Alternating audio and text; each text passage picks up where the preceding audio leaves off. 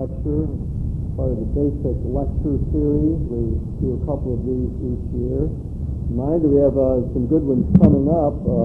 Margaret Farley will be here. That date, November 19th, it's a Sunday, talking about Christian perspectives on sexuality. And then John Shea is coming in January, a favorite of many people. He'll be here, and we'll have some good things in the spring, too. So we welcome everybody here.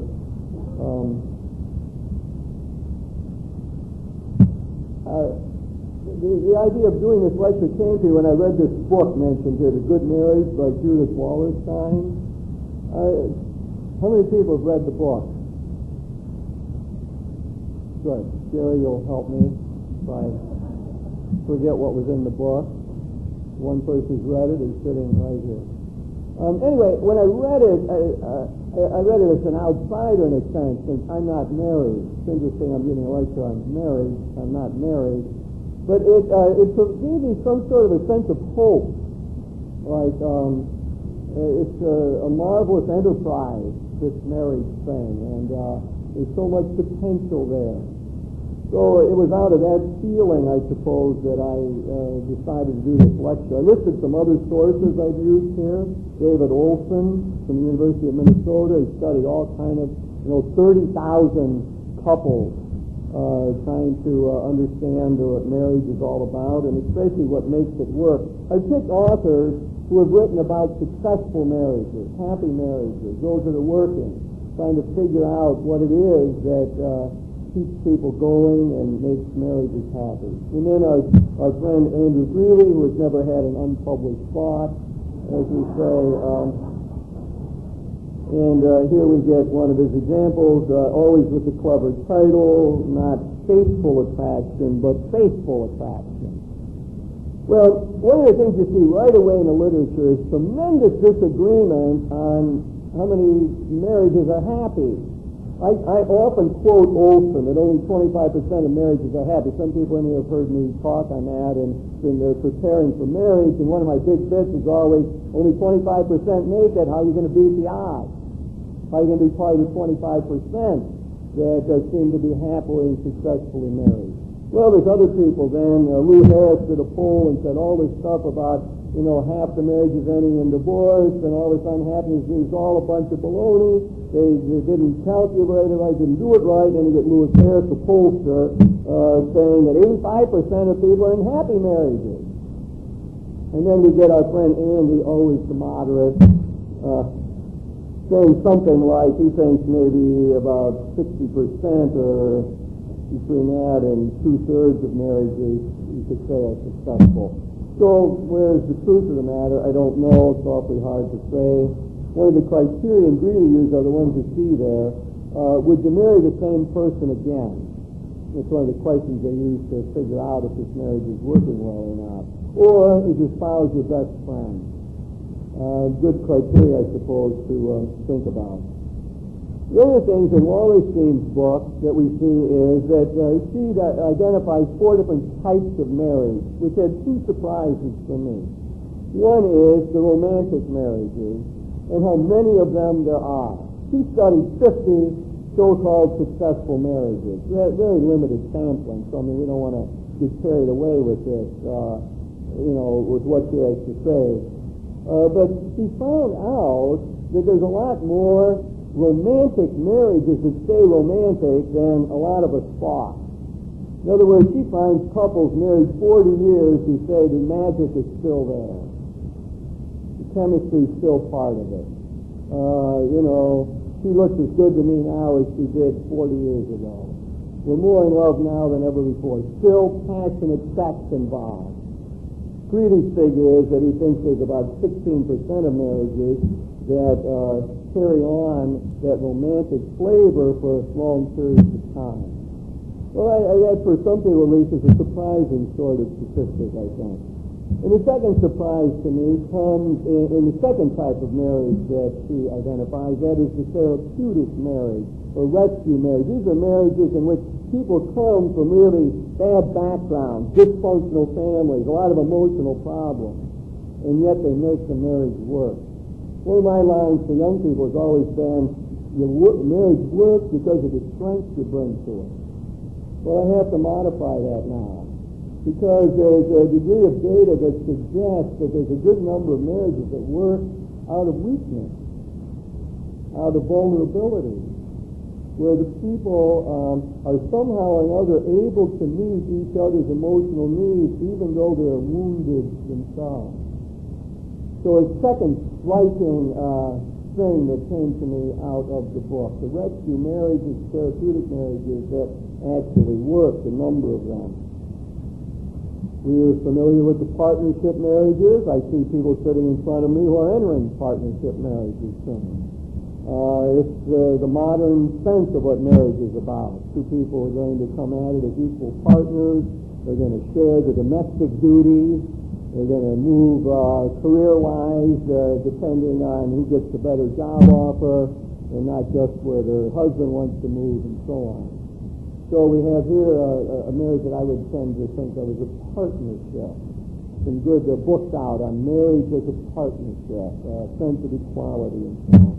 And then the well-known traditional marriage, one in which the family that I grew up in, where the husband, my father, was out earning the bread and putting the bread on the table, and my mother stayed home and took care of the family, and created, as my sister likes to say, an oasis of peace for the rest of us, and served as buffer between us and our father,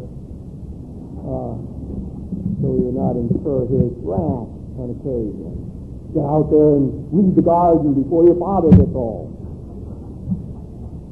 So her job was to create, I like that, an oasis of peace. I think a lot of traditional marriages work like that. A lot of marriages, my own age, I know of people that generally that was the pattern that was followed. Then I get to the point that many have picked up. Ellen Goodman had a good column picking up on Judith Wallerstein's book and talking about marriage as a work in progress. It becomes sort of the leitmotif, the theme running through it. What is a good marriage? Why does it work? Because the two people see it as a work in progress, something they're going to build, that they have to work at, that doesn't happen automatically. Then in the next numbers here, I have how each of these authors sees the predictors of a successful marriage. What is it that, when they analyze this empirically, what works? Olson, really big. And he said thousands of people as they went through marriage preparation. And the big thing I always tell the young people, greatest predictor of all is realistic expectations. That what goes wrong is that people go into marriage thinking it can be more than it can be, that they find the perfect lover, the spouse who will be the ideal respondent, and nothing can happen from there except disappointment. So I always think a part of my job in getting young people ready for marriage is to make the expectations more realistic, get people nearer the ground, not to take away idealism, not to take away the dream, but to have some sense of the limitations built into marriage. And marriage cannot solve all the problems in the world, can't solve all the dysfunctions that people bring to marital situation. The other cannot meet all one's emotional needs.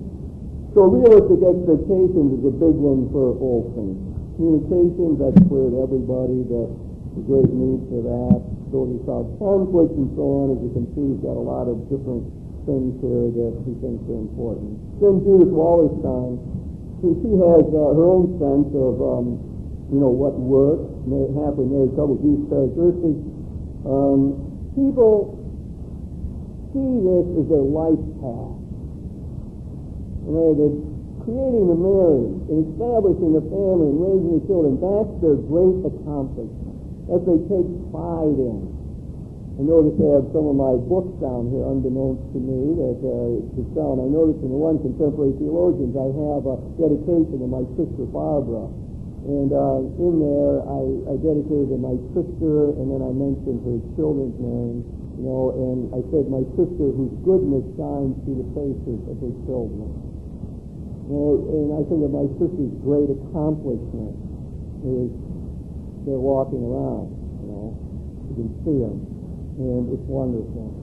And I often think of that of married couples. they take a pride in that. And the kids turn out decently, not perfectly, but decently. They make it. They're citizens. They're believers.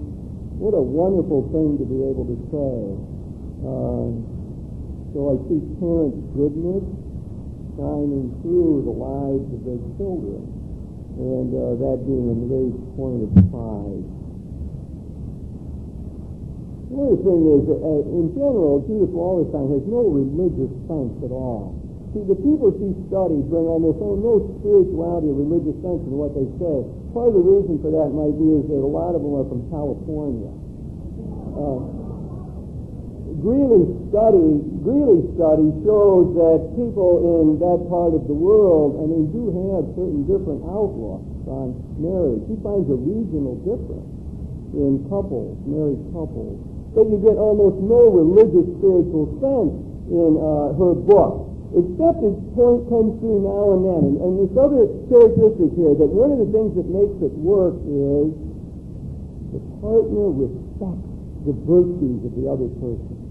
Their honesty, their loyalty, their goodness, hard work, all kind of virtues that they respect. I notice one thing when I'm sitting there talking to people and the marriage is on the rocks, one thing that seems to go is the respect. I don't respect her anymore. I lost my respect for her. And that seems to make it so hard then to make the marriage work in any way. And then Greeley has his own highest predictors here. Interestingly enough, he pushes this a lot. The spouse makes you feel important. Your treasure, important to me. I couldn't live without you. You know, you're part of my life. It's hard to imagine life with you not in the picture. And this makes the other person feel so important.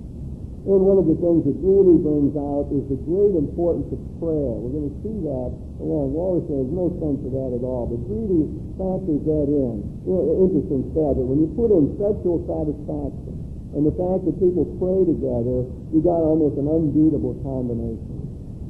If you get those two things, sexual satisfaction and pray together, you got a 90% success rate. People who are saying that marriage works. So, you know, one of Greeley's things is, hey, you want to make it work, start praying together. No, but it makes sense, doesn't it? What you've got in shared prayer, you're not talking about two people praying, you know, in other rooms. You're talking about people praying together. And what you have, of course, in shared prayer is an intimacy, closeness, a sharing of what's deepest to us. And so in sharing prayer, one sort of prepares for sharing the bed. And the two things go together. It's not surprising you get such a high rate, it seems to me, of success when those two things are present. Number 8 is a reminder to us how marriage has changed. I mean, just to look back at grandparents and say they made it work, it's all so different. Look at the stats at the bottom there. Before, married couples back in 1860 lived together at an average of 14 years. Anybody can make it for 14 years, you know. Big deal. But try to make it for 42 years. You know, and weather midlife crises, and retirement, and illnesses, and sagging bodies. You know, how about that? 42 years, you get a new world. You know, young people getting ready for marriage. You know, all of you got to live together. My one sister often said the problem is he's always around. One of my friends called me one day out on the West Coast and said, I got to go get a job. I said, why? He said, because he retired, he's home. He's got to get out and get a job, get out of the house. The only way I keep sane. You know, we got young people here thinking, man, it'd be great to be able to spend time together. Well, about 42 years. By the time you make it, might be 50 years by then. He's always around. Then, we're talking about all this in a spiritual context. You know, that's my own input into this thing. What is the spirituality of all this? not just a psychological study. When I use the word spirituality, I use it in a very theological sense. To have a spiritual life means we listen to the call of God echoing in our hearts. It means we put on the mind of Christ, try to think like Christ, see the world through Christ's eyes. To be spiritual means we are like vehicles of the Spirit. The Spirit works through us. It sort of naturally flows out of us.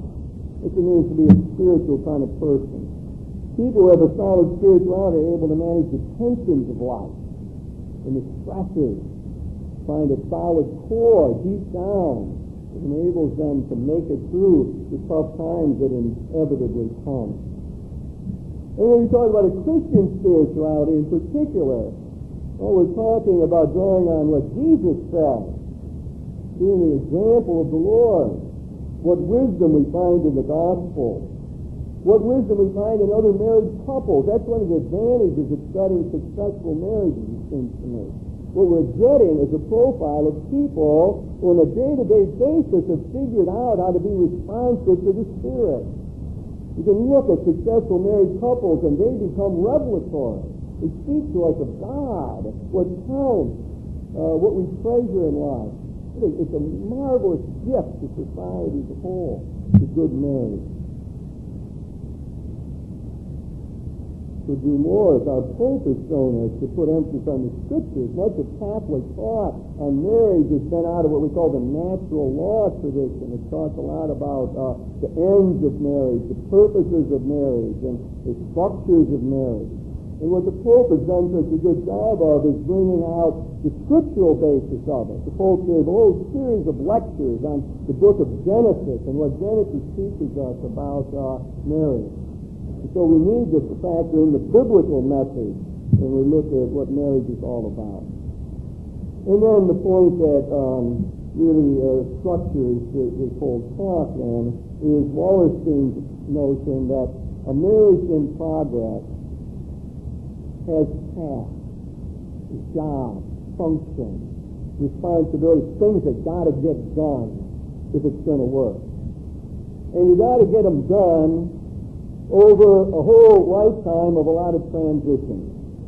One guy in the book says, I've been married to the same woman 6 different times.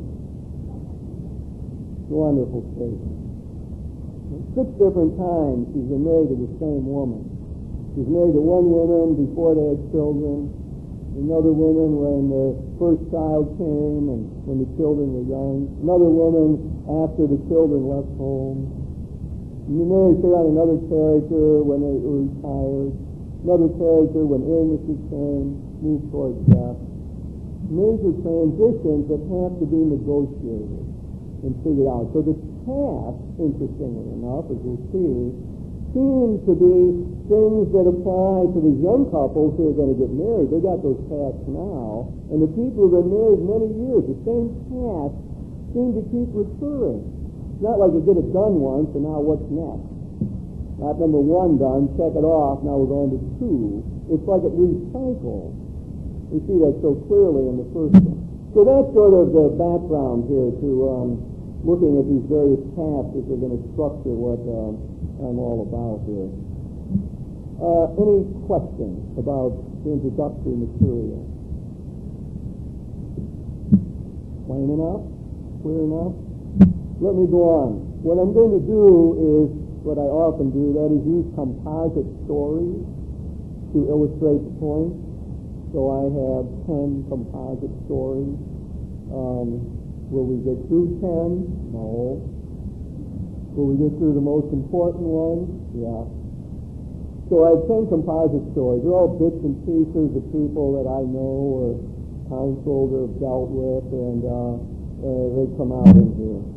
And we will see that the names are, people will find a pattern in the names. So they're not referring to anybody in the audience here. The first couple is called Abraham and Sarah. Thus we begin to think of the pattern. Abraham and Sarah. Now, yeah, good. Sarah comes from a family with a domineering mother. Sarah's mother wanted to run her life from the time she was little. It all came out at the wedding. I mean, the rehearsal was unbelievable. I thought I knew how the rehearsal was supposed to go until the mother showed up. Sarah's mother had a whole different way, and by golly, she was going to get her way. She dominated the marriage, the wedding, all the preparations and so on. And afterwards, she's extremely demanding. I mean, she wasn't too thrilled with Abraham to begin with. But when Abraham showed up, she was fairly civil, and yet she wanted him at their house every time. Thanksgiving had to be there, Christmas had to be there, all the time. And if they weren't showing up, there's big trouble. Now comes the child and the baptism. The mother wants to dominate the baptism. Are they do it this way? Do they do it like this? And Sarah goes to her mother, with Abraham with her, and said to her mother, "Mother, we're going to plan the baptism ourselves. We're going to do it ourselves. And you're not going to control that." And besides that, she said in front of Abraham, "From now on, I expect you to treat him civilly, like my husband." Well, it was a defining moment. The baptism was wonderful. They chose the reading. The first reading was from Genesis. And the passage said, pointed at everyone present, that the husband leaves his father and mother and goes and cleaves to his wife, and they become two in one flesh. Marvelous choice of passages for the baptism with Sarah's mother present, probably not missing the point of it all. A little tense, I must say, as I recall it. Just a little tense. But fortunately, I knew the name of the game and what was happening. And then they went on to say in the ceremony their hope for their own daughter. And Sarah talked about her own daughter, wanting her to grow up and to be her own person, to have freedom, to develop in her own way. And there was a background to that. Because what Sarah saw particularly in her own marriage was she had a propensity to be just like her mother, just like most of us do, tend to be like our fathers or like our mothers. That's a harsh reality. That's a big truth that has to be faced as people go into marriages. And as we often say these days, you better look at your intended parents. You're going to know something about how this marriage is going to work.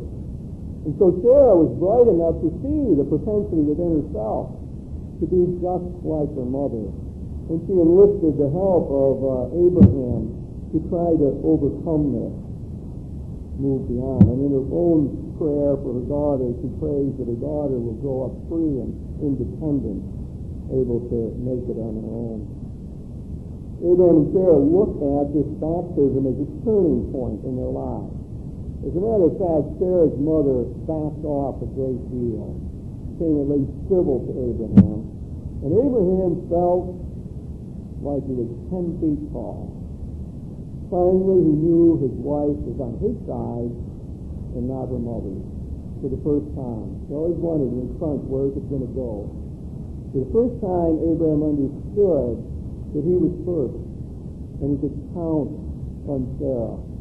And he felt like he never felt before in his life. Strong and powerful and respected and important. It was a major moment in his life. Well, let's talk about the first task. First task is to form a proper relationship between the family of origin and the marriage. It's a task that gets renegotiated. So what does that mean? Well, all the things that Sarah learned. It means overcoming the faults of the parents. We don't have to repeat. I know a man who came from an abusive family. His father was abusive to his mother and to him. He would never touch his children. Absolute no, never touch his children. He broke the cycle, and it can be done. We see it all the time. One doesn't have to be following the bad characteristics of one's mother or one's father. absolutely crucial to the successful marriage. Transform the emotional dependency. Sarah had to get it straight. The future is with her husband and not with her mother. Learn how to divide up the time. How's that going to happen? And then with the task gets redone again. Isn't it interesting? When it comes time to take care of aging parents, now we're in the renegotiation of the same process once again. Shows you how it recycles, doesn't it? Now again, very often it's a problem. I mean, can you accept the fact that I'm bringing my mother into this home to take care of her? Or how do we set the time for going to visit in the nursing home or whatever? So it needs to be redone. And then the spiritual perspective that seems so important in all of this to me. And that is the idea that marriage in the Christian perspective is a sacrament. That's absolutely crucial. You know, it took the church all the way up officially into the 16th century to affirm that marriage is a sacrament. It was debated all the way through the Middle Ages. Is marriage, first they didn't even think of it as a sacrament. Then they began to think maybe it is. Then it was debated. Not officially defined only in the Council of Trent. It shows you an important development in our understanding of marriage. That has put us in a very advantageous position today. Because what it says to us is that this messy, sweaty, often joyful and ecstatic relationship, the thing that makes this life all its zest and chemistry, precisely that is a sign of God's presence in the world. That's a great sign of the love that Jesus has for his church and for the way the church is supposed to respond to the Lord. That business, you know, of getting up in the morning and making it through a day and interacting and going through the routines and the fights and the dullness, as well as the joys and the happinesses. That whole business is precisely the way we come to know who God is. Precisely the vehicle of God's Spirit at work in the world. It's a powerful idea. It's part of our Catholic heritage. We Catholics say marriage is a sacrament because we believe God is present in the world, in everyday activities, in the ordinary things of life. That's how we come closer to God, not by doing some extraordinary thing like converting the world, but by figuring out how to make up with a spouse that you just had a fight with. There's where the Lord is present. That's what it means to say that marriage is a sacrament. It took the church a long time to get that straight and to figure it out. But it finally came, and it's to our advantage. Ephesians 5. The love that Jesus has for his church is mirrored in the marital relationship.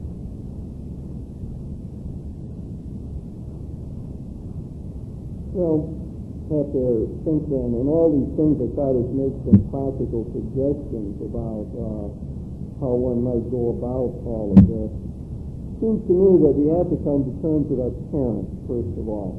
That means being grateful for what they gave us, and it also means being willing to forgive them for what they did wrong. You see, Sarah's never going to be a happy woman till she forgives her mother. She walks around upset with her mother. Mother ruined the first year of my marriage, ruined my wedding. Look at all these wedding pictures where I'm not smiling. It's all my mother's fault. Every time I look at these wedding pictures, I get upset. Again. Well, Sarah's not going to make it until she can get over that. Move beyond it. Let's forgive her mother. Allow it to start over again. Well, I made a point of how influential our family of origin is. Have to keep that in mind. Okay, that's how I'm going to treat each one. Try to put together that sort of package. Let me try another one. And the couple now are Isaac and Rebekah. And if we don't get the third one, we'll flunk the exam. Isaac and Rebekah now. Now, Isaac and Rebekah got married while they were still in college. They were very close. I mean, they were compatible from the day that they first met. They were deeply in love. They shared everything. They did everything together. If you asked them, who's your best friend, it was their partner.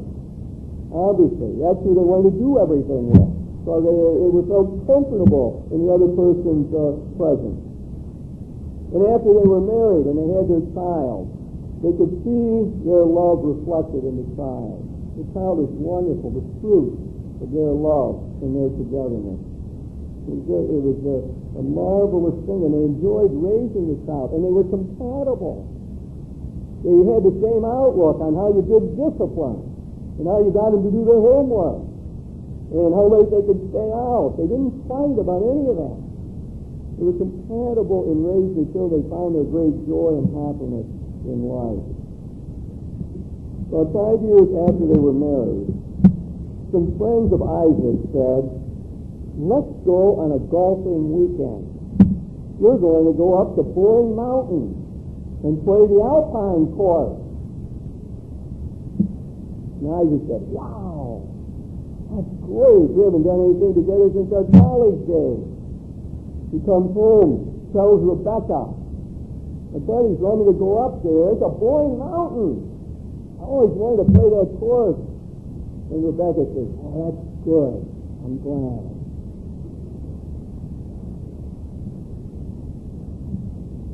Isaac knew he was in trouble right there. That's wonderful, dear. Go. Have a good time. Isaac says, we have to talk. We have to talk about this. So what are we going to talk about? He says, well, I really, I'm sort of afraid to be alone now after all these years. And besides, how come you get to go out for a weekend when I'm here taking care of the kids? Why is this? I feel just slightly resentful of this inequity that has suddenly crept into our marriage. So they talk about it a bit, and Isaac goes.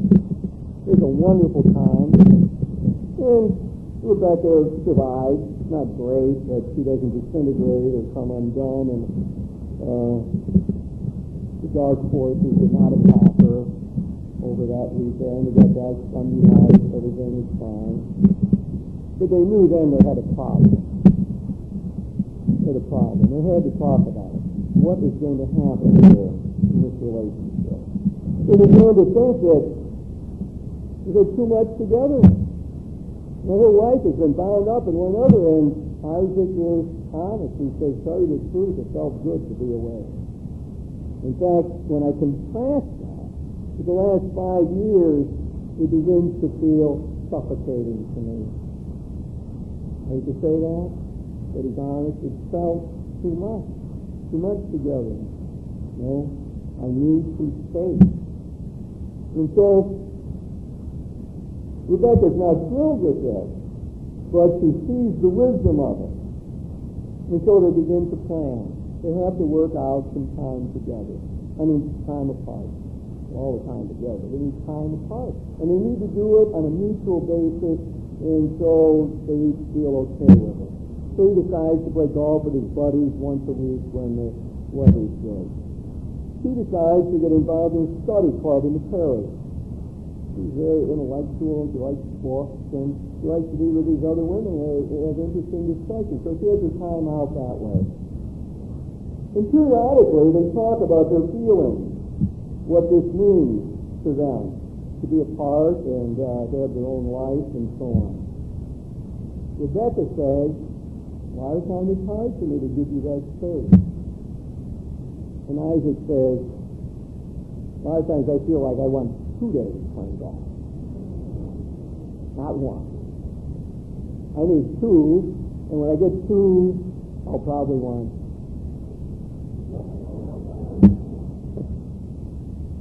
Good conversation, and it's helpful for them. And it sets our second path, which is, in the happy marriages, the couples have figured out how to be interdependent. Interdependent, which means fundamentally they found out a way to balance togetherness and autonomy. They have their own lives, but they share things together. Successfully done that sort of path. So the challenge comes 2 ways, doesn't it? We all know other marriages where it started out, people are going here, they're sort of apart, and he's out drinking with his buddies yet 3 nights a week, and she's doing her thing and so on, and they're trying to figure out how to put it together. We had other marriages like Isaac and Rebekah that work in the opposite direction. Either way, you've got a challenge to figure out how to make it work. And if we begin to look at a perspective on this, we get it out of the Christian love tradition. Now, already in the Hebrew Scriptures, the prophets saw the love between husband and wife as mirroring the love between God and his people. I am your God, and you will be my people. God made a covenant. Covenant is a rich word. God made a covenant with the people. It's not like a mathematical contract. You pay this much, I pay this much. But the covenant is based on an unconditional love, on a wholehearted love, a giving to the other person. And so we see this, therefore, as one of the main theological points about marriage, that it is a covenant of love. Partners are instruments of revelation for one another. Calls for generous, permanent response. It helps us to see what God's love for humankind is all about. There's a line from Teilhard de Chardin in there, you'll notice. Teilhard says, and I think wisely so, the genuine love differentiates. When you get a truly loving relationship, it's personalized. In other words, true love doesn't suffocate. True love doesn't want to clone. Genuine love doesn't say, you got to be like I want you to be, think like I think, be my ideal of what you're supposed to be. But true love allows the other to become all they can be. And it's true, I mean, that's not just words of religious visionaries, say I didn't say man, but if you look around, you can see it. We know it in our own experience. When someone really loves us, they accept us and let us be, and we feel like we can flourish in their presence. That's one of the great things about being in a loving relationship. You feel like you can flourish. You feel not suffocated, but liberated. True love liberates. It frees up. There's a deep freedom that we don't feel any other time. I mean, you can get off on a horse and ride out into the sunset. That's one kind of freedom, but it's got nothing like the power and the depth and the beauty of being close and being loved and therefore set free. And that's, I think, what the covenant notion is all about. People who were at my Mass Sunday this past weekend heard me talk about a debate between Carl Rogers and Martin Buber. The essence of it is Carl Rogers, the great therapist, said the big thing in relationships is to accept the other. And Martin Buber responded by saying, that's nice, but it's incomplete, because the big thing in relationships is not just to accept the other, don't make judgments, whatever they do, fine, but love detects potential. Love sees through the surface and gets to the heart and sees the potential for goodness, sees the divine spark that's there, sees the talent and goodness that God put there, and probably sees also the obstacles to growth, the things that cover over. Buber said it's not enough just to accept. That's nice. But when you got a Christian love, the Christian love says, I want you to be all you can be, and I want to help you get beyond those obstacles that are keeping you from growing. I can see things maybe you don't even see about yourself. And I want to put that in front of you as a catalyst for your own growth. That, I think, is a powerful statement of what the covenant of marriage would be all about. How about the line from Rilke? It's actually not a total quote. The goal of marriage is the protection of each one's solitude. The before God part is added there. The goal of marriage is protection of each one's solitude. That's the kind of message that Isaac and Rebekah needed, isn't it?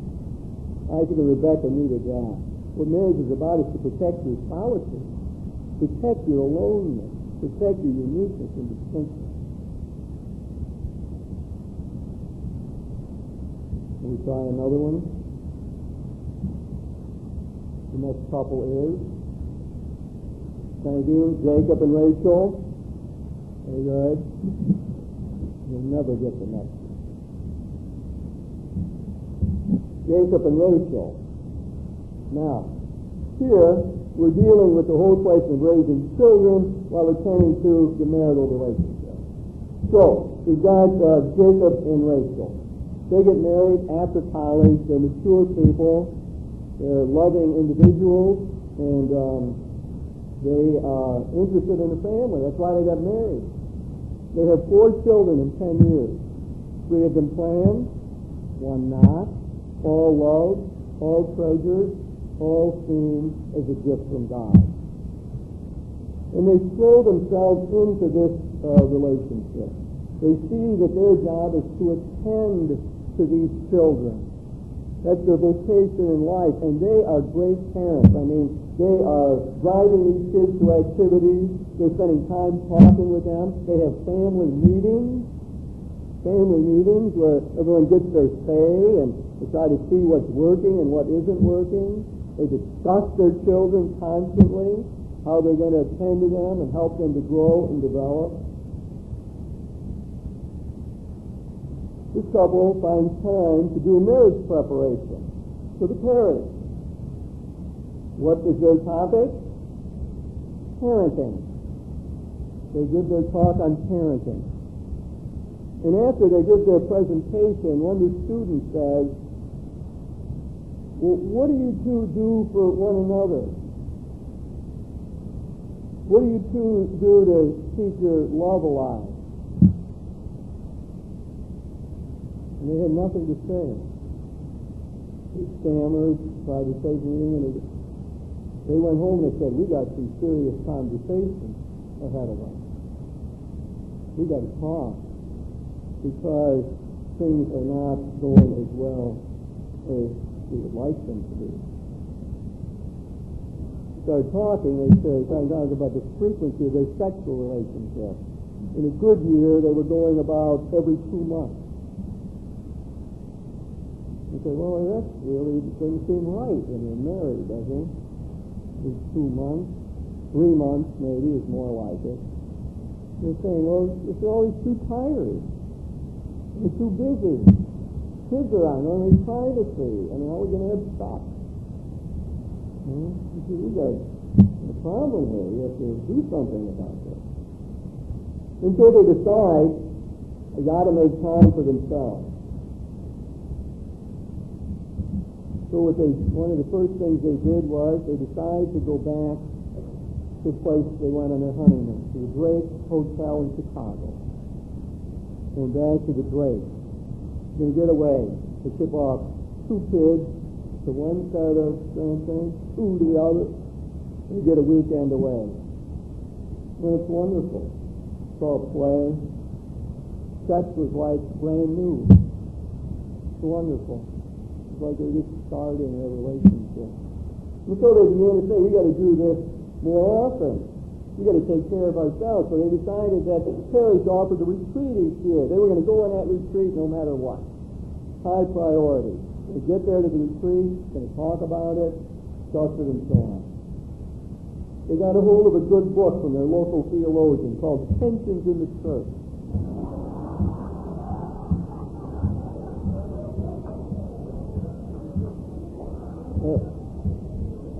This is very hard to believe, but they dedicated themselves to reading 1 chapter a week. For them 39 weeks, they stayed with us. 1 chapter a week, and it just was a nice length, those chapters. They read them took them 20 minutes to read it, and then what they did, remarkably, was discuss it. They didn't read it at the same time and on the same room, but at the end of the week, they both had to read, and they talked about what was in there. And they actually liked that. They had adult conversations. They were not sitting there saying, blow your soup, it's hot.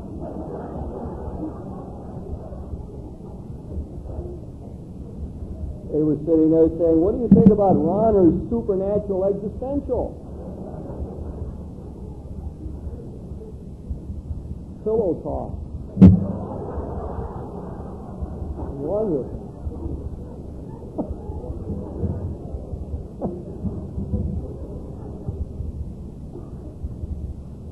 So, what is the third task to make this work? Raise children while attending to the marital relationship, a challenge. How can couples remain lovers while functioning as parents? Point made by Wallerstein. Not many young couples anticipate how all-consuming the children will be. I guess it's impossible to anticipate that. So we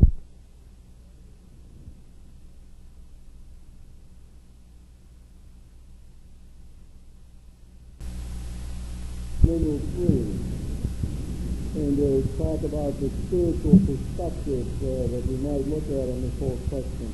But again, we find great guidance, I think, and wisdom in the Christian tradition, especially as manifested in Second Vatican Council and what we call the Pastoral Constitution, Gaudium et Spes. One of the great words that GNS means there, Gaudium et Spes. Important contribution to the understanding of marriage. And what we stop in that document is this idea that there's really a twofoldness to marriage and what it's all about. One is to foster love, to bring people closer together, to create unity. And on the other hand, the propagation of children. And as the two weave together, and it's supposed to be not in competition with one another, but fructifying one another. I mean, of course, that is to state a great idea. I mean, it's a great advance in understanding of what marriage is all about, away from the medieval notion that it's just for producing children. Because now we see the interpersonal dimension of it all. We see the fostering of love is crucial to what marriage is all about and what lovemaking is supposed to accomplish. So we see that. Thinking about Jacob and Rachel and their whole idea that the child is the gift. I saw that. Child is the gift. I think these days what a marvelous thing it is that fathers are present for the birth of children. It really seems to make such a difference. And how often I've heard fathers say, that's my great religious experience in life. What a miracle. How could you ever be an atheist after being present for a birth? It seems wonderful. Step forward in human relationships, the way marital situations work. To see the child as a miracle, a gift from God.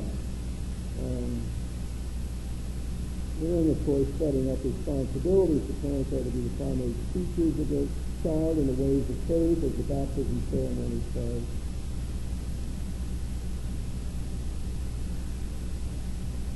Then the practical advice, I suppose, all flows out of the example I used. I mean, it seems obvious that couples have to figure their ways to be together, to find their time to talk, to be adults, and so on. Getting away for a weekend, suggesting that you might want to read the Bible, spiritual book, discuss it, maybe retreat, children meet together. And then a part of this whole idea in which the children teach us. One of the things about the Gospels along this line I find remarkable, and that is that Jesus often says that the children can teach us. Do not let the children hinder the children from coming to us. Take the time and make them, we must be like this to enter the kingdom of God. And I think it sets up a reciprocity, that a family situation where parents expect to learn from the children. And the tiny infants then probably learn something about patience, or something about an unreciprocated love. That you have to give love even when it isn't given back sometimes. And as they get older, maybe they ask questions like, why is Grandma so sick, or why did Grandma die? And then maybe the question has to be looked at in terms of what do I believe about that? So often there's questions, and their very growing up poses paths in life, paths that propel parents into growth. So it seems as though instead of seeing as the youngsters always as only an obstacle, the kids are around when we want to make love, the kids who demand our attention when we want to have an adult conversation, maybe there's a way to think of them as more inclusive in the whole learning web. They become a catalyst for growth and for learning. It would be a great shift to make. Maybe children could be seen in a different light, therefore. Let me try another one of these. Number 4. Now we have David and Beth. Will you buy that? Yeah, David and Beth. Will you buy that? Okay. That's Cuba just is not in it. You know. David and Beth is God. David and Beth both come from very good Catholic families. They had taken their faith seriously throughout their lives. When they were looking for a marriage partner, they both were looking for someone who was religious, who had spiritual values, someone who would go to church with them as a major part of it. They kept high ideals in the sexual area during their courtship period. They were found in the same to safe intercourse to marriage, and that's what they did. When they went into their marriage, they got very involved in their prayers. It's one of the first things they did is find the prayers. And they moved and got involved in it. They were part of the CFM, Christian Family Movement. We used to get together in homes and discuss the scriptures, what it meant to them personally, and what it meant to the social apostolate, to reach out to others. Christian Family Movement is a major shaper for David and Beth in their outlook. They got involved in the faith for the Eucharistic ministry. They liked to go to Mass together. It's a big thing. And after Mass, they'd often find time to talk about it. Talk about the readings and the homily and what they got out of it and so on. And they had a private prayer life together. They prayed before meals. They did it this way. They took turns leading the prayer. And they would pray spontaneously. They didn't say, bless us, O Lord, but the Father would say something like, well, I ask God's forgiveness for the way I treated that guy at work today, so on. And the mother might say a prayer out loud like, Lord, I want to thank you today for Bethany who, did so well and is learning her ABC. So they would pray in a way that would let the other person sort of in on their lives, as part of what they built together. They tried to pray together before they went to bed at night. They didn't always make that, but sometimes they remembered it, and it seemed to be a good thing for them to do. During Lent, when they first married, they used to say a decade of the rosary together, and then they changed, and they used to read a scripture passage, just a short one, and talk about it during the Lent as part of their whole practice. So, this marriage of David and Beth was not ideal. I mean, they were not the most compatible couple. They got in each other's nerves a lot, argued a good deal. The relationship was abrasive in many ways. But one of the ways they handled it was through that prayer life. Even if they had a tough day before they went to bed, those were the nights they prayed together. And it became a healing kind of thing for them. What really bugged Beth was that David procrastinated. He would never get him to do anything. And he was always late. He was late with the income tax. He was late with the household chores. He just put stuff off all the time. And he could never figure out what to do about it. So a lot of times he would just say, well, did you do the income tax yet? And he wonders why she's always all over his back. You know? And so they went to the feeling thing. He procrastinated. She bugged him and he got on his nerves and trying to tell him what to do. Half the times I think he didn't do it just because he wanted him to do it. Yeah. And then one day Beth got a call from the state highwayman. He says, I don't know how to break this to you, but your 20-year-old son has just been killed in an automobile crash. They didn't claim that during the next week. They remember one time they held each other, and they said the Lord's Prayer together. Who's saying that? They remember the funeral mass. The funeral mass was so important to them. It gave them a sense of stability, and many of their friends' friends came to the mass. And afterwards they talked to them and told them that a new guy wasn't a good friend and set off on a good thing. It was a very sustaining and powerful thing for them. When they look back on it from the vantage point of 5 more years, one of the things they say constantly, it's only our faith that enabled us to get through that. And my friend who went through this said afterwards, you know, it's hard to believe that that whole thing has brought me closer to God and closer to God.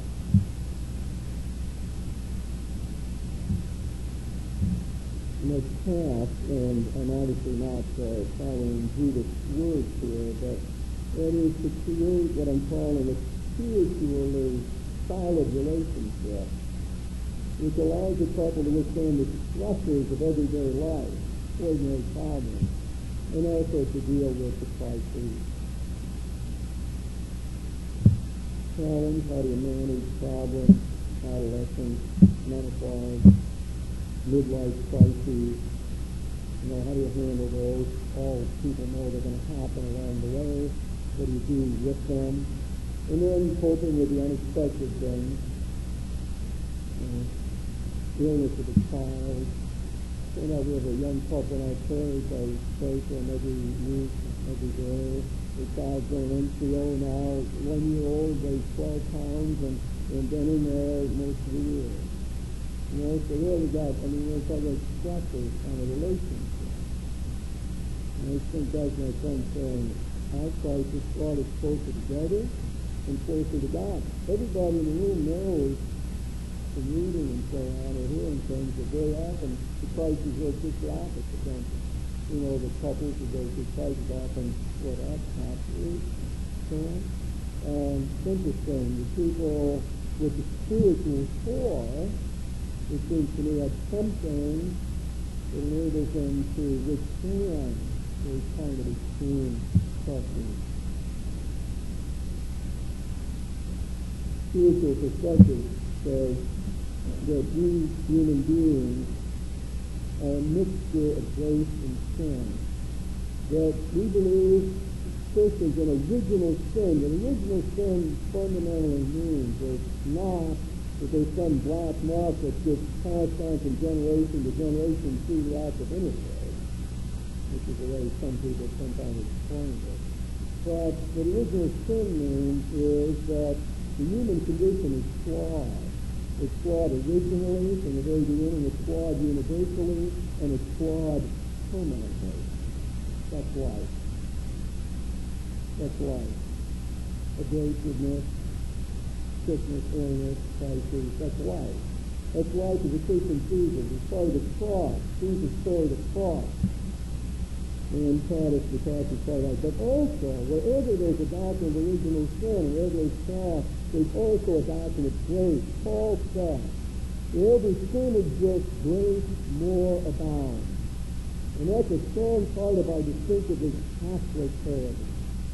Our distinctively Catholic heritage says, sees the power of grace. Grace infuses everything. Grace takes us over. Grace transforms nature. Grace is part of us. We are temples of the Holy Spirit, as the Scriptures say. Wherever sin exists, grace more abounds. And Jesus didn't carry a cross because he was a masochist. He carried a cross because he was faithful to the call of God, and that cross led to resurrection, to the fullness of life. That's the Christian paradox, the paschal mystery, the essence of what we believe. The cross leads to resurrection. You carry the cross, and you find new and richer life. You want to be my disciple? Come and follow me. Take up your cross and follow me, and I will give you a richer, more abundant life. I will share the Spirit with you. You can actually learn from serious crises. One should never talk glibly about one's 20-year-old son dying. One doesn't want to jump in with some sort of good Christian answer. But in retrospect, My friend, is not unusual in saying the crisis somehow taught us our dependence upon God. Somehow these bad moments were liberating for us, brought us closer to God. In retrospect, sometimes people say that, people are saying, it's a powerful statement. I don't want to walk up to somebody in the middle of that crisis and say, this is going to bring you closer to God. But in looking back, years later, people, all kind of ordinary people, not theologians, ordinary people will say precisely that. I know some married couples will say the best years were when we didn't have any money and we were living in this one-room apartment and life was hard. They were our best years. You know, because it was a way of bringing us together and surmounting those difficulties together, each man. And everyday problems, of course, teaches patience. And as a marriage is a powerful catalyst to spiritual growth. The whole preparation thing that I do for young people before they're getting married is a whole outlook on that. How does marriage help you to grow as a person? Physically, emotionally, imaginatively, morally, intellectually, religiously, Christianly. Because I think that to come at marriage in that way as a catalyst for growth is a marvelous way to see it. And how are we going to do some of this in practical kind of advice and bring the partner that make it a joint effort to deal with the problem? A good plan, sense of humor. Humor breaks the perspective, breaks the tension, allows us to see a bigger picture. All important to praying together. I told you that Julie brought that up, and it's just, it's an empirically verifiable fact. We often wonder does prayer work. Well, here's a case where you can make pretty strong evidence that prayer works. The old saying, the marriage that prays together, and the people pray together, stay together. I mean, there's truth in it. It's a great predictor of people coming together. It's also important to pray for the other.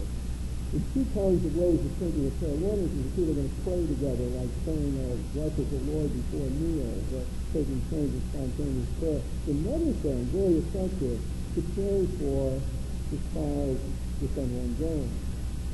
It often softens the heart when one is angry. Makes one more open when one feels like it's wrong. Again, empirically verifiable, it seems to me, results from prayer like that.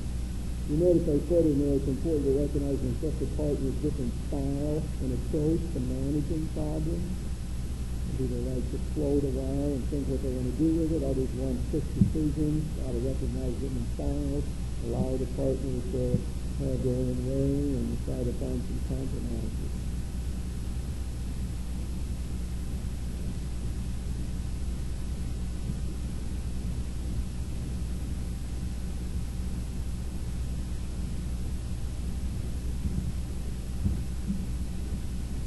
Next number, create a trusting relationship. Now I'm talking about Zachary and Elizabeth. Thank you. I said it was 60 stuff. Zachary and Elizabeth, right. Zachary and Elizabeth got married a little later in life, in their early 30s. And they came from troubled families. We got a word they call them dysfunctional families. Every family, as near as I can figure out, is dysfunctional in the whole world. It doesn't matter. Every family is dysfunctional, just in different ways. But anyway, we see that in a really dysfunctional family. And both sets of parents were eventually divorced, there was some alcoholism involved, and so on. Well, they were not about to enter into any relationship. They were trying to share. They didn't have their own heads together. They had a lot of trouble trusting other people. And yet they met one another, Zachary and Elizabeth. And so they were friends, they did some things together, very closed off, very withdrawn. They didn't say much to each other. But over a period of time, they began to talk a little bit. And I think it was Elizabeth first, and started to vent for a little bit, saying, well, A lot of times I don't feel very good about myself. And next we're surprised. Exactly the thing you do, exactly accepted that. No, a lot of times I don't have any much self-esteem either. Yeah, that began a whole chain of things, whole conversation goes on. And they begin to develop more trust, and then all the masks are off. There's no trying to put better foot forward and trust the other person. It's more like, hey, you better know what you're getting. If this is going to become romantic, you better know. I'm not saying any words. This is it. This is me. I'm black. This is how I function. And Zanti had quite a temper, and it came out a lot of times in the relationship. And sometimes it seems they even tested one another. It was like, I'm going to see, here's my really worst side. And now, what are you going to walk away or not? And somehow or another they hang in there. The thing keeps going. They put before one another their vulnerabilities. And before long, they became convinced that the other accepted it. They really answered honestly for the first time in their lives, trusted another human being. And it was a great moment. The relationship never had a lot of romance. The sexual attraction was not all that great. But they actually believed they could trust the other person in anything. With their deepest sentiments, their fears, and their darkest sides. Got married. And the pattern remained the same. They kept it. They kept the trust. All the way along the line. And they're honest about it. And Jewish cop and his temper, to be able to say how much he disliked us, he didn't like it, and he tried to say, well, I'm going to try to be better with it, he tried to help him and so on. His favorite thing was to withdraw. So he got aggressive, he went into passive mode, up back, and not say anything, and not say what he's going to say, but each time he tried to draw each other out. They never got to the point of being able to pray together. But what they did get really good at was forgiving one another. They were able to forgive one another, and they were willing to pray for the other person.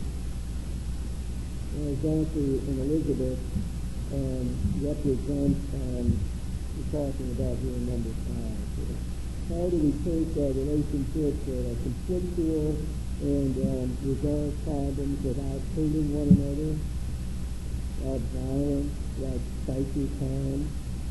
How do you express negative emotions in a constructive way? And again, I'd like to go back to the example of Jesus. It's interesting how emotional Jesus appears in the scriptures if you look for it. When Lazarus dies, Jesus groans in the deepest part of his spirit. And he becomes the prototype of the modern male. He cries in front of his closest friends. Sheds tears in front of others. Doesn't hold it back. So much so they say, man, he really loved Lazarus. We think of Jesus in it, mobilizing his anger against the money changers in the temple. And how he sees those people whipping off the common folk. And he's rails against this injustice and throws them out. He uses his anger constructively. Well, what we begin to get out of all of this is a sense of who we are. We are emotional creatures. Emotions are part of life. God made us this way. He gave us joy and desire, and he made us the kind of people that can end up being jealous and envious and subject to anger, and anger that could get out of control. This is the human condition as we know it. And of course, what we believe about Jesus is that he came to heal that. That he came to show us a way to break out of all the cycles of violence. And one of his great things was forgiveness. It's hard to imagine anything more helpful in marital relationships than to be able to forgive. Because the one thing we know is going to happen is the other person is going to hurt you. The other person is going to do something stupid, hurtful, sinful. There's going to be sinfulness. It's going to be wrong. Bound to happen, bound to happen. What do? Back and forth, yell, get after one another. sit there and be tight. I never say that word without remembering my father. My father told me it was the first bad four-letter word I learned. Certain people tight. Then I got to tell you, certain people tight. Tight in the style. Never tight. Get it out. Say it. Don't withdraw. Sorry. And I just, you better know. Tight. Bad word. And Jesus introduced another element into the human mix. He said, even if they should forgive your enemies. Forgive even your enemies. And forgive those who do bad to you. And there's no other way it seems to make the marital relationship work other than in rejecting that. Otherwise you accumulate hurt. Accumulation of 20 years of hurt. That gets pretty hard to deal with. All kind of woundedness that one then can't get around. All you can do is look at the others through the grid of woundedness. Victim of your abuse, a victim of your insensitivity. And then there seems to be no way out. That's when they end up knocking on the door and say, I want a divorce, and I know I'm going to say, I'll give a divorce. So Jesus, what a great, wonderful thing, introduces a forgiveness beyond any other teacher. I mean, Confucius doesn't teach that. Siddhartha Gautama doesn't teach that. Muhammad didn't teach it. And all the great religious leaders, Jesus teaches that one essential message, even forgive the enemies, those who do not treat us right. Well, trying to look at some of the practical advice here.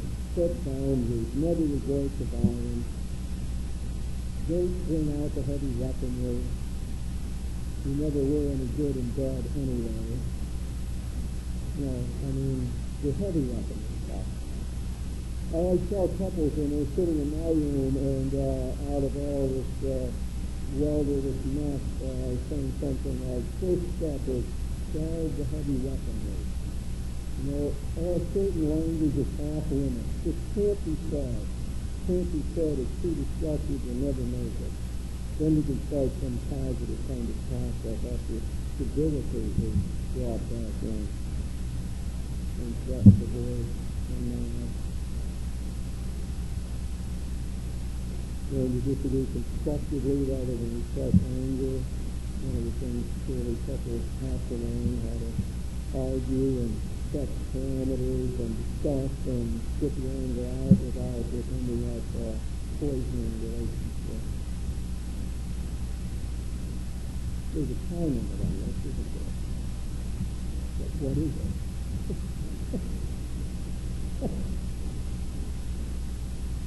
You could safely say we will not go past 9:25. I hope you don't do that. Next, trying to get a sense of communication fundamentally. Communication is crucial to looking at marital success, and it's within that context that I want to talk about the sexual relationship. Now I'm talking about Joe and Maria.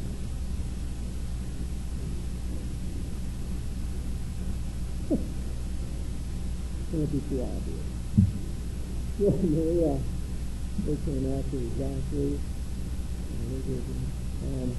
Joe and Maria married for 40 years.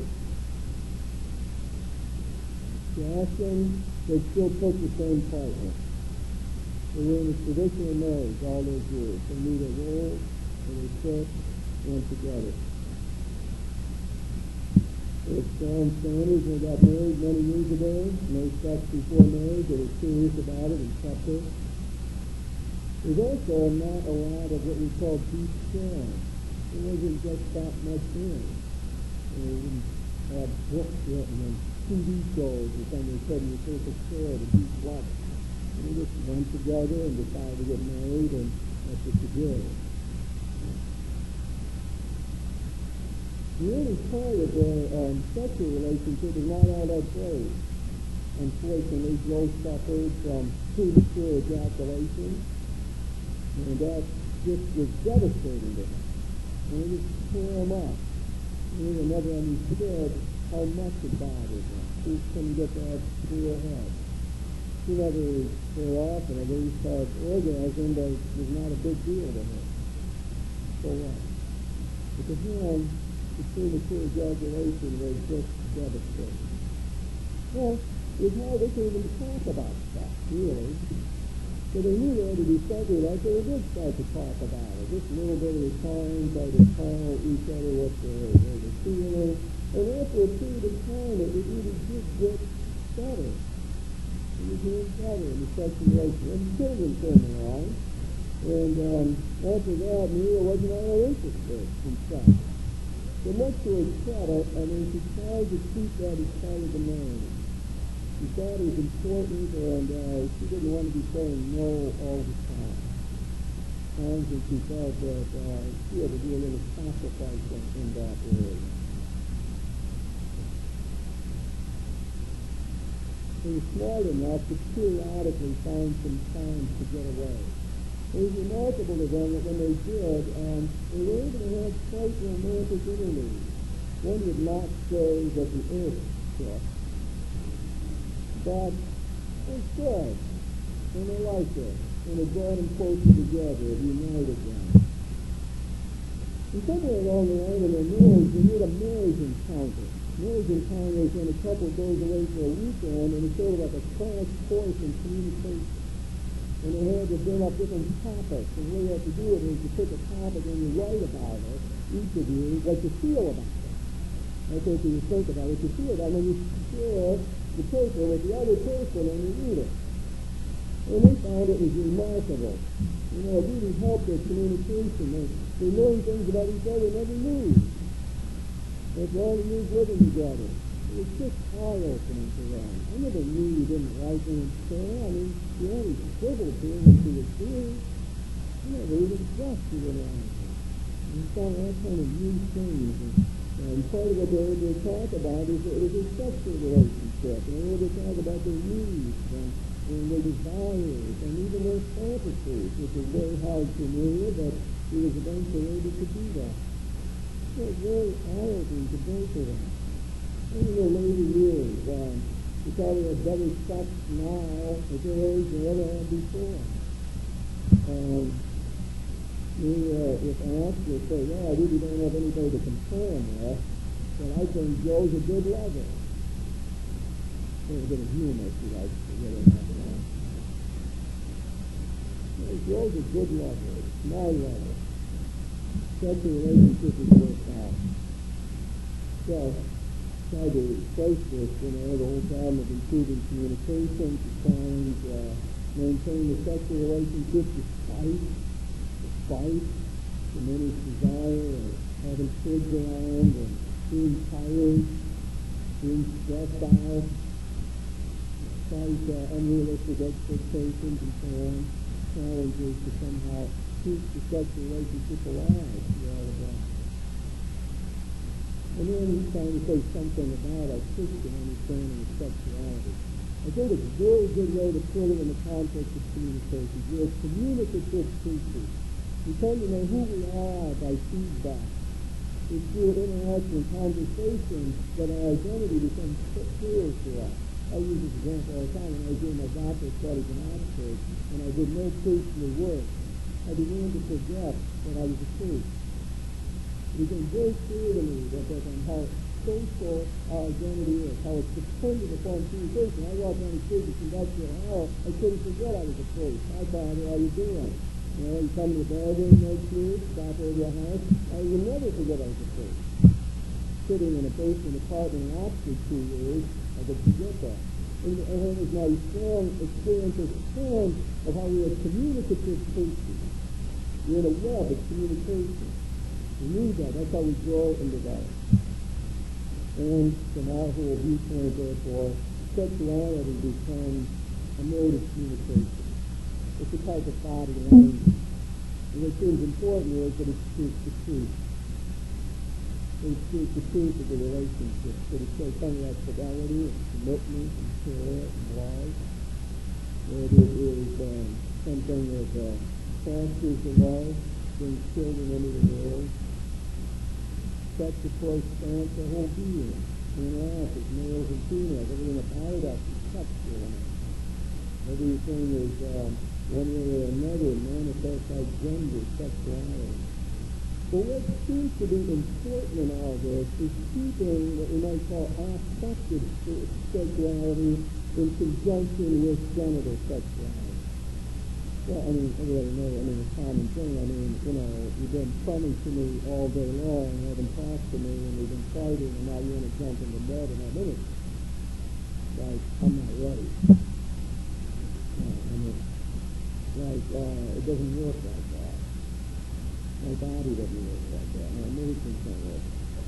So, this putting it into this affective context seems to be very important. So, if the communication generally aren't any good, the sexual communication probably isn't going to be any good. So the two things have to work together for a happy relationship. We see sexuality as fundamentally good, fundamentally a gift from God, a blessing that we receive. That's what the Pope got out of the whole thing in the book of Genesis when he talks about marriage based on Genesis. This is God's creation. We are to be fruitful and multiply as God's son. Sexuality is a gift from God. And the whole idea of seeing intercourse itself as sacramental, meaning it's symbol of the presence of God. Because in that very act, it can bring children, give new life, and can create love. And there's something about what God is like. God of communion, of community, that gives life to the whole world. And the whole theology there of understanding marriage in relationship to eternity.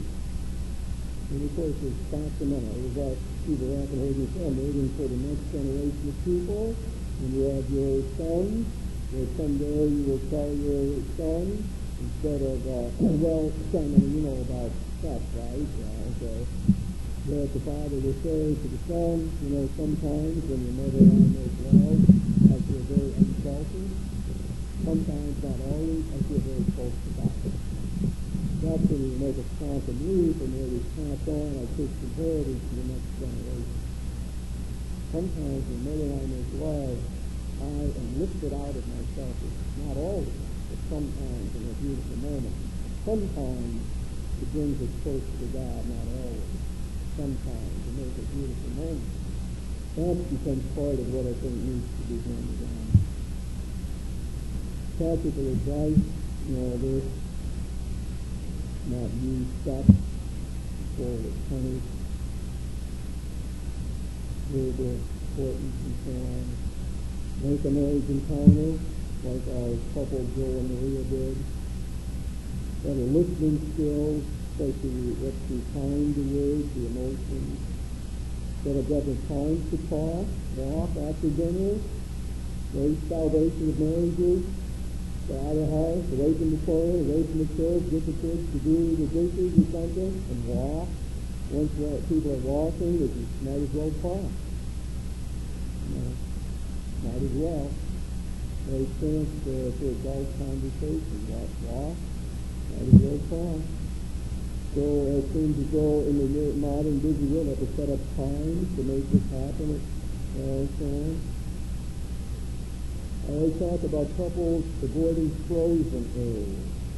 Those are areas when you bring it up and the spouse responds really negatively.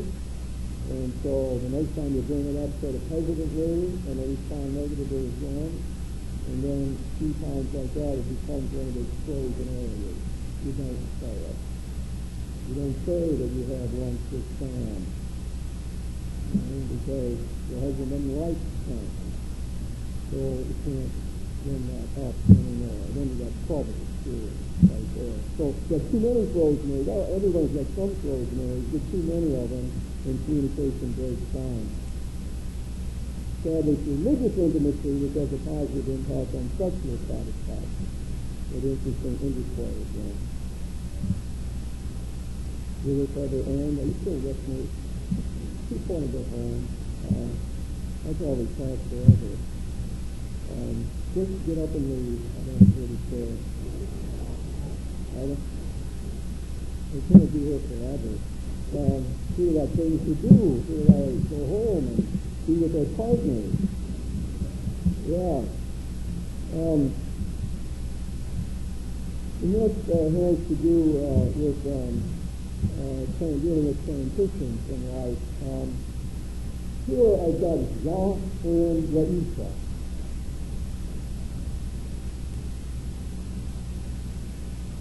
Usually on the Bible, but not on 20th century religious thinkers. Marathon. Jacques and Raisa marathon. Jacques and Raisa had 2 children, and they spent their whole life caring for these children and so on. That was their life. The children were the buffer between them. And they talked about the children all the time. They were good parents. They kept the marriage together. But as their son was getting ready to leave, the last to leave, they became very fearful about how they were going to make it together now. What are they going to do without the kids as a buffer? How are they going to talk to one another? There's a great fear about this, trepidation. But they transformed their fear into constructive action. They began to plan together. They said, well, when we finally shipped the kid out to college, we are going to go on a vacation very soon. So they went up to Toronto for it. They saw a play. Well, that was sort of fun. And they got along well. So they said, well, let's do this sort of regularly. They made a regular trip to Ann Arbor and their favorite places. They go up to dinner, maybe see a concert at Ratham Auditorium or whatever. And they decided that they would go to church regularly. Jacques wasn't too much into that, but he decided that for the sake of his wife and relationship, he'd go to Mass with her. So they go to Mass, and even found time to talk a little bit about it afterwards. They said it was like getting to know one another for the first time. A new start. They took the transition they were so fearful of, and they turned it into a positive. Now they figure they can weather the next midlife crisis or something. Not too sure about retirement, it's a little much to imagine, but they got a confidence going that they can manage it. It's really never been better together. Managing the transitions is a major part of married life. All these tasks have to be carried on. The eldest thing, the birth of the first child, dealing with adolescent children leaving home, retirement. They got in the note. Every Bible speaks to women today, 79, men 72. Better figure out how to live together without children around. And all the midlife transitions. I'm convinced that the midlife crises have to do with limitation. They don't have to do with sex, first of all. Guys who want out suddenly. It's got to do with limitation. It's got to do with a sense like life never turned out as good as I would like it to be. Or the marriage is never as good as I had hoped it would be. I never advanced in my career like I thought I would. It's never the athlete I thought I was going to be. Never anything that as good as I was hoping to be. It's all that crushing sense of limitation. And it's like I need a last chance at a relationship. I think most of those midlife relationships got to do with finding somebody that somehow you think is going to get you beyond all those limitations. A lot of times they're not even all that sexual, but they're trying to build in some new excitement. This becomes a challenge how not to fall into those kinds of problems.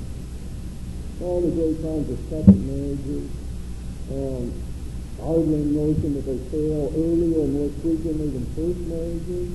That's really frightening thought. All that experience, all that learning, and somehow it doesn't make it work better. Some with children who often get in the way or want to ruin it. Money problems are very big and so on. Then, spiritual perspective is the whole idea that vows are made. Christians will say you make vows before God. And the marriage vows are indissoluble. You vow a permanent, lifelong commitment. All important is keeping Christ in the center of it all, keeping the religious dimension. That's often, I think, what gives the stability to it all. Grace of marriage perfects the love of the couple, strengthens unity. Believe that Christ gives that kind of power. see the transition as opportunities for growth. Then some of the advice, speak honestly about the fears and dreams. I suppose the reason that Roth and Raisa made it was because they planned. They sat down and said, well, we didn't just let it happen automatically. The last kid's gone, what are we going to do? They figured it out ahead of time. Because they did, they were able to manage it. Use anniversaries so many times as kids, boy. The new guys at a wedding, at Mass, or remember your own wedding day at weddings. I always play with that. Always at weddings, I invite the married couples present for the wedding to remember their own wedding day, their own vision, their own vows. We're going to wind up here.